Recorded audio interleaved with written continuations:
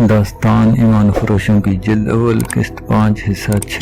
दूसरी बीवी। अली ने कहा, हर सवार के पीछे तकसीम हो जाओ, एक दूसरे को बता दो, फासला कम करो, कमानों में तीर डाल लो। सवार तकसीम हो गए, सब ने कंधों से कमाने उतार कर तीर डाल लिए और तकसीम होकर एक एक घोड़े के पीछे हो गए। उनके घोड़ों की रफ्तार और तेज हो गई। टापुओं के शोर गुल में कमानों से तीर निकले। किसी ने ललकार कर कहा, एक को मार लिया, घोड़ा बेकाबू हो गया है। अंधेरे में तीर खता जाने का एहतमाल था तो अली के 2 सवारों ने भी बैक वक्त तीर चलाकर एक और घोड़े को निशाना बना लिया, जो बेकाबू होकर घूमकर पीछे को आया।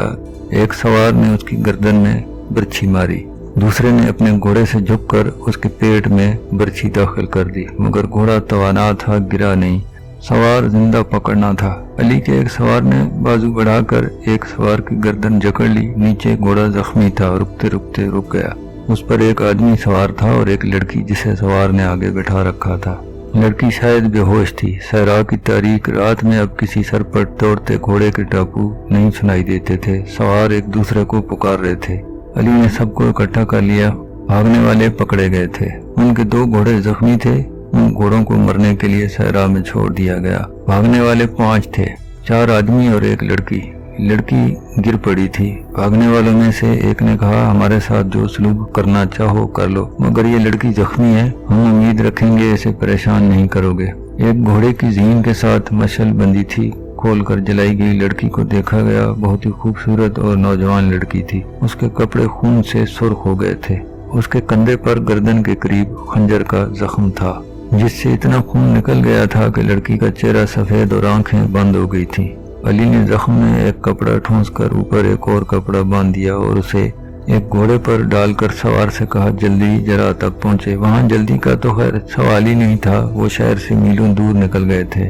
कैदियों में एक बूढ़ा था। ये काफिला जब काहिरा पहुंचा, सुबह तलू हो रही थी। सुल्तान को रात के वाक़या की इतला मिल गई थी। अली अस्पताल गया। जरा और तबीब कैदी लड़की की मरहम पट्टी और होश में लाने में मसरूफ थे। सवार ने उसे थोड़ी देर पहले पहुंचा दिया था। अलबर्क की पहली बीवी और आजर होश में आ गए थे, मगर उनकी हालत तसल्ली बख्श नहीं थी। सुल्तान अयूबी अस्पताल में मौजूद था।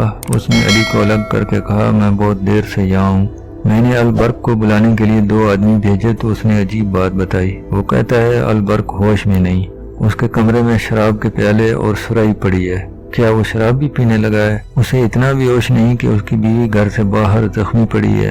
मैंने उसकी बीवी से अभी कोई बात नहीं की, तबीब ने मना कर दिया है। अली ने कहा, उसकी एक नहीं 2 बीवियां जख्मी हैं। ये लड़की जिसे हमने सहरा से जा पकड़ा है, अलबर्क की दूसरी बीवी है। जरा जख्मियों को बोलने के काबिल होने दें, हमने बहुत बड़ा शिकार मारा है। अलबर्क सूरज निकलने के बाद जागा। मुलाजिम के बताने पर वो दौड़ता आया। उसकी दोनों बीवियां जख्मी पड़ी थीं। उसे 4 जासूस दिखाए गए। वो बूढ़े को देखकर बहुत हैरान हुआ।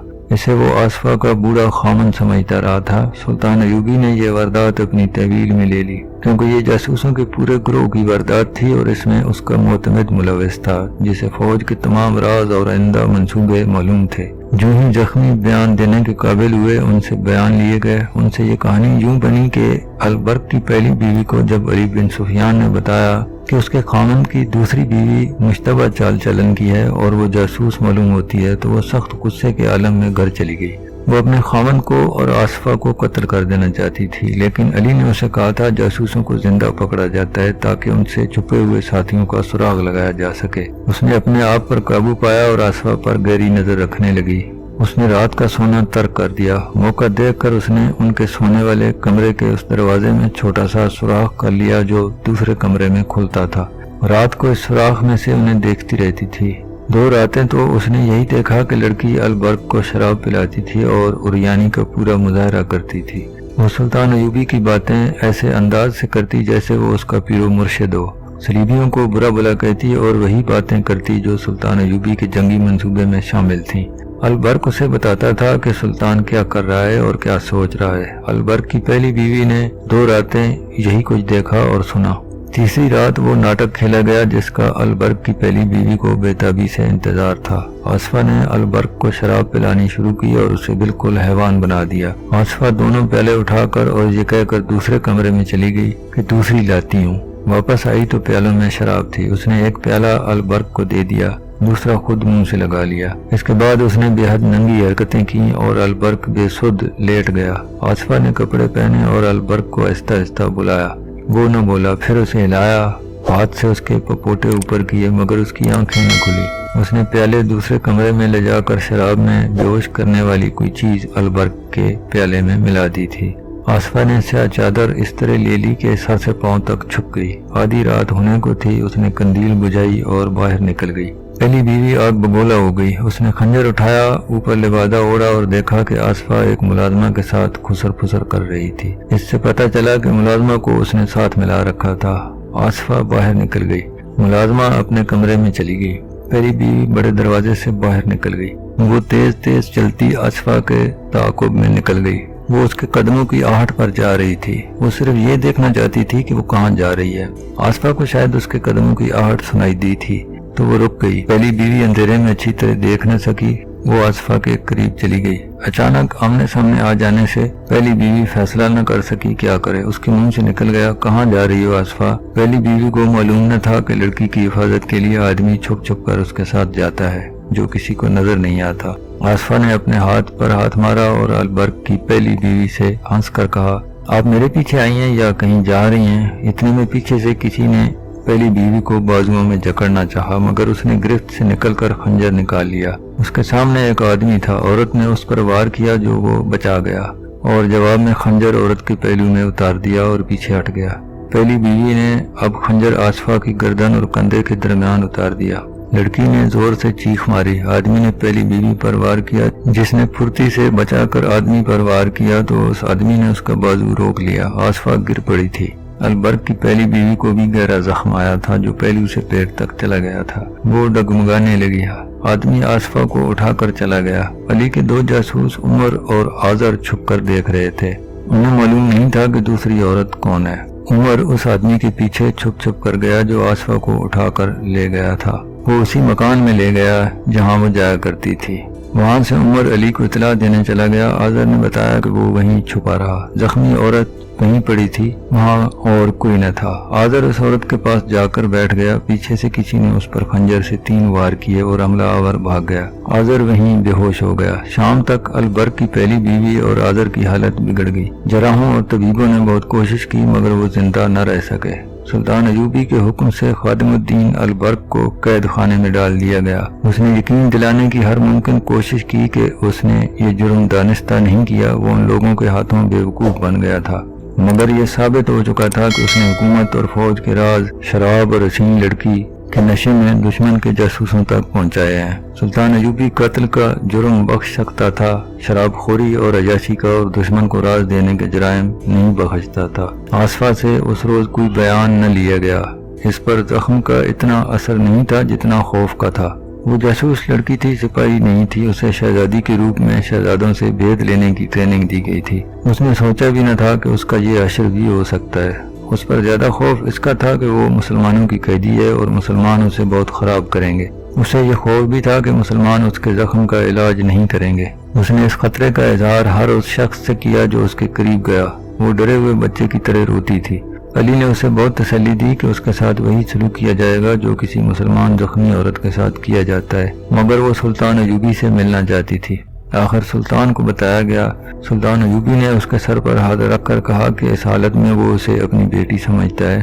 آصفہ نے روتے ہوئے کہا، میں نے سنا تھا سلطان ایوبی تلوار کا نہیں دل کا بادشاہ ہے، اتنا بڑا بادشاہ جسے شکست دینے کے لیے عیسائیوں کے سارے بادشاہ اکٹھے ہو گئے۔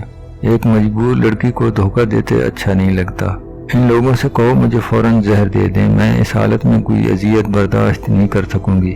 سلطان نے کہا، کہو تو میں ہر وقت تمہارے پاس موجود رہوں گا، میں تمہیں دھوکہ بھی نہیں دوں گا، اذیت بھی نہیں دوں گا، مگر وعدہ کرو کہ تم بھی مجھے دھوکہ نہیں دو گی۔ تم ذرا اور بہتر ہو لو، طبیب نے کہا ہے کہ تم ٹھیک ہو جاؤ گی۔ اگر تمہیں اذیت دینی ہوتی تو میں اسی حالت میں قید خانے میں ڈال دیتا، تمہارے زخم پر نمک ڈالا جاتا، تم چلا چلا کر اپنے جرم اور اپنے ساتھیوں سے پردے اٹھاتی، مگر ہم کسی عورت کے ساتھ ایسا سلوک نہیں کیا کرتے۔ البرق کی بیوی مر گئی ہے لیکن تمہیں زندہ رکھنے کی پوری کوشش کی جا رہی ہے۔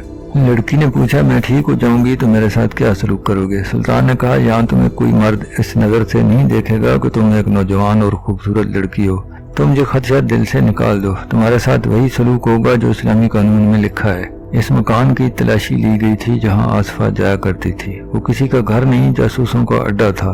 اندر استبل بنا ہوا تھا۔ اندر سے 5 آدمیوں کو گرفتار کر لیا گیا تھا۔ ان 5 اور بھاگنے والے چاروں نے جرم کا اعتراف کرنے سے انکار کر دیا۔ آخر انہیں اس تہہ خانے میں لے گئے جہاں پتھر بھی بول پڑتے تھے۔ بوڑھے نے تسلیم کر لیا کہ اس نے اس لڑکی کو دانے کے طور پر پھینک کر البرق کو پھانسا تھا۔ اس نے سارا ناٹک سنا دیا۔ دوسروں نے بھی بہت سے پردے اٹھائے اور اس مکان کا راز فاش کیا جسے شہر کے لوگ احترام کی نگاہوں سے دیکھتے تھے۔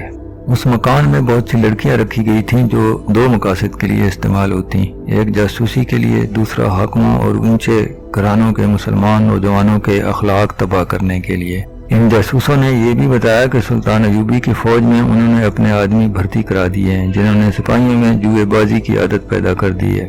وہ ہاری ہوئی بازی جیتنے کے لیے ایک دوسرے کے پیسے چراتے اور چور بنتے جا رہے ہیں۔ شہر میں انہوں نے 500 سے کچھ زیادہ فاحشہ عورتیں پھیلا دی ہیں جو نوجوانوں کو پھانس کر انہیں عیاشی کی راہ پر ڈال رہی ہیں۔ خفیہ کمار خانے بھی کھول دیے گئے ہیں۔ ان لوگوں نے یہ بھی بتایا کہ ان سوڈانیوں کو سلطان کے خلاف بھڑکایا جا رہا ہے جنہیں فوج سے نکال دیا گیا تھا۔ سب سے اہم انکشاف یہ تھا کہ انہوں نے 6 ایسے مسلمان افسروں کے نام بتائے جو سلطان ایوبی کی حکومت میں اہم عہدوں پر فائز تھے مگر سلطان ایوبی کے خلاف کام کر رہے تھے۔ آصفہ عیسائی لڑکی تھی۔ اس کا نام فلیمنگو بتایا گیا۔ وہ یونانی تھی۔ اسے 13 سال کی عمر سے اس کام کی ٹریننگ دی جا رہی تھی۔ اسے مصر کی زبان سکھائی گئی۔ ایسی سینکڑوں لڑکیاں مسلمان علاقوں میں استعمال کرنے کے لیے تیار کی گئی تھیں جنہیں چوری چھپے ادھر بھیجا گیا تھا۔ اس لڑکی نے بھی کچھ نہ چھپایا۔ 15 روز بعد اس کا زخم ٹھیک ہو گیا۔ اسے جب بتایا گیا کہ اسے سزائے موت دی جا رہی ہے تو اس نے کہا، میں خوشی سے یہ سزا قبول کرتی ہوں۔ میں نے صلیب کا مشن پورا کر دیا ہے۔ اسے جلاد کے حوالے کر دیا گیا۔ دوسروں کی ابھی ضرورت تھی۔ ان کی نشاندہی پر چند اور لوگ پکڑے گئے جن میں چند ایک مسلمان بھی تھے۔ ان سب کو سزائے موت دی گئی۔ البرق کو 100 کوڑوں کی سزا دی گئی جو وہ برداشت نہ کر سکا اور مر گیا۔ اس کے بچوں کو سلطان ایوبی نے سرکاری تحویل میں لے لیا۔ ان کے لیے سرکاری خرچ پر اتالیق مقرر کیے گئے۔ وہ البرق کے ہی نہیں، ایک مجاہدہ کے بھی بچے تھے جن کی ماں بھی شہید ہو گئی تھی۔